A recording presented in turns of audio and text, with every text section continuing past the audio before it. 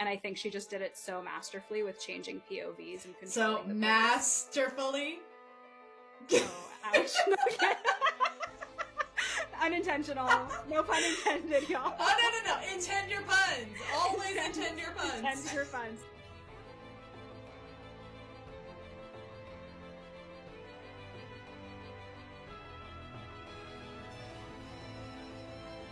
It's just like a fun way to sort of play with tropes. That's like a lot of what my video content is about, right? It's like poking fun at these tropes, poking fun at romance and how sort of silly it is. So yeah, it's like an opportunity to sort of have fun with it. Yeah, how I especially love the videos. I think you got a few of them. How women write how men smell. Yes. Yeah. He smelled like cedar and cinnamon. Yep. That is a big one for sure. The salt upon the sea, or the color of their eyes, or God, it's hilarious. I cannot help but grin my ass off every single time I see one of those. Oh yay, that's nice. Yeah. I like it that people enjoy the videos, because it's nice to hear that I can like make people laugh, because I get comments sometimes from people who will message me and they're like, I had such a horrible day and then I watched your video and it really made me smile, and I'm like, that's great.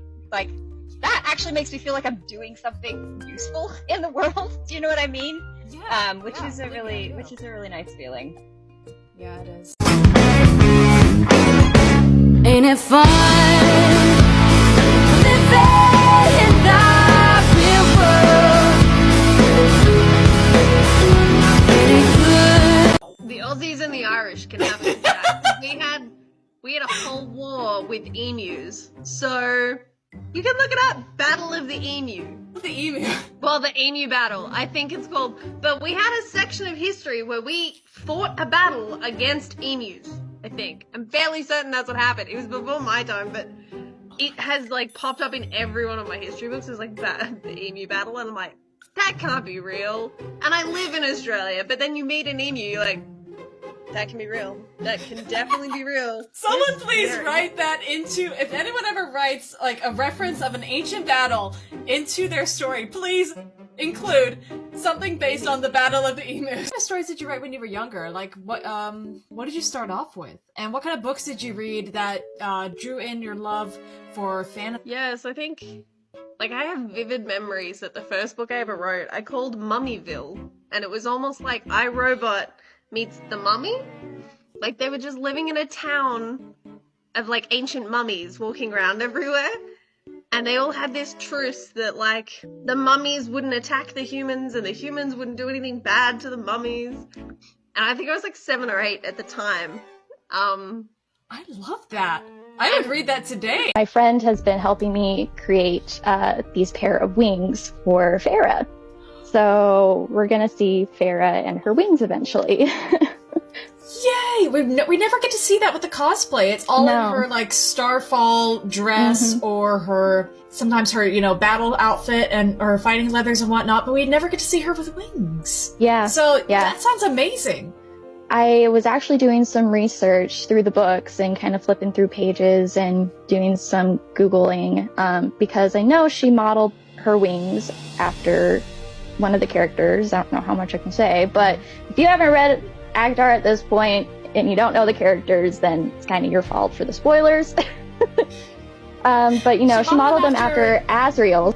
So I was like, okay, when I was reading the book, I kind of envisioned them kind of like a blue undertone, but upon further investigation, it's just kind of standard wing, so it kind of just looks like a bat's wing. So maybe a little translucent with red or whatnot. So I'm like, okay. And bigger wingspan. And a bigger wingspan. Yeah, Farah's got the biggest of them all, I'm pretty sure, so.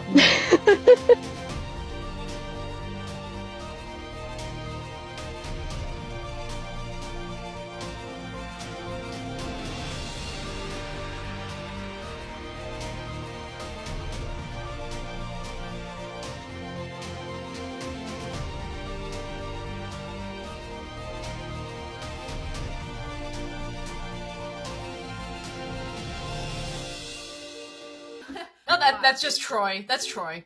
Oh, right. Yeah. Okay. Sidetrack on that. That movie was I look back on it as an adult. I used to love that movie as a kid. The dialogue was fucking terrible, but it's actually really fun to watch. I love that movie. It's so great because one, Garrett Hedlund is, I'm gonna mess up his name. Achilles' cousin. Patroclus. What's that? Actually, yep. No, hold on. Patroclus. Here's the thing. The only reason they made him his cousin in that movie instead of his lover was to appeal to the conservative audience for the film. I mean, to each their own, but whatever. Yeah. Even funnier that Alexander came out the same year and it was all about his bisexuality. They're like, I don't give a fuck. Script. Different movie production companies, who cares? Yeah. But I love that. And then Eric Bana. Oh.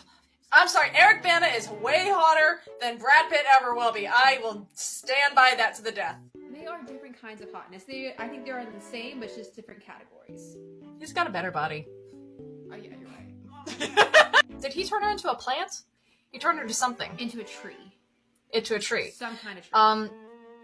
Was it him? Because that sounds more like something Apollo would do. I mean, a bunch of his ex-lovers became plants. I'm gonna pronounce this so wrong. It's like Lioke or something. I pronounce her name's Luce. The ex-girlfriend. Oh, wait, hold on, let me find it. Yeah, please, because my head was like, I'm not pronouncing this. I'm going to call her Luce the whole time, and I did. Lioke? I just realized I didn't save my place. That is so unfortunate for you. What's his name? Stupid Cupid, you're a really guy. Stupid Cupid. What's his name? Hermes. Hermes? Yeah, she met Hermes. I love Hermes. He's my favorite. He's so funny. Hermes is just a lovable asshole. I know, I love it. You can't hate Hermes! You can't hate Hermes no matter what mischief he gets up to. Just like Loki! No matter how bad he fucks up, you cannot hate Hermes because he's so charismatic. Even in freaking Cersei! He's just so fucking charismatic. I love him so much. He looks Hades in his eyes, dead in his pupils, and calls him Daddy Death. Only he could get away with it. I was fucking right.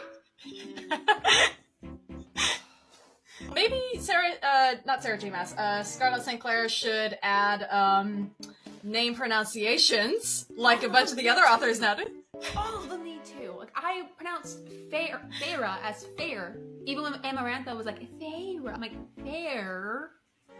That's her name. I don't know what you're talking about. And then, obviously, I went on to Book Talk, and everyone's like, oh, Feyre this, Feyre that. I'm like, her name was Fair. The whole time. I don't know who you're talking about. So, we'll just go with that. What is the most, experienced author you have read yet, then? Or who is? Pardon my grammar. Fanfiction. And even then, that's hit or miss. I think we all know that. This world, instead of Perseus being the one to kill her, Perseus was her first lover, actually. And basically created sunglasses for her so that he could go out into the world.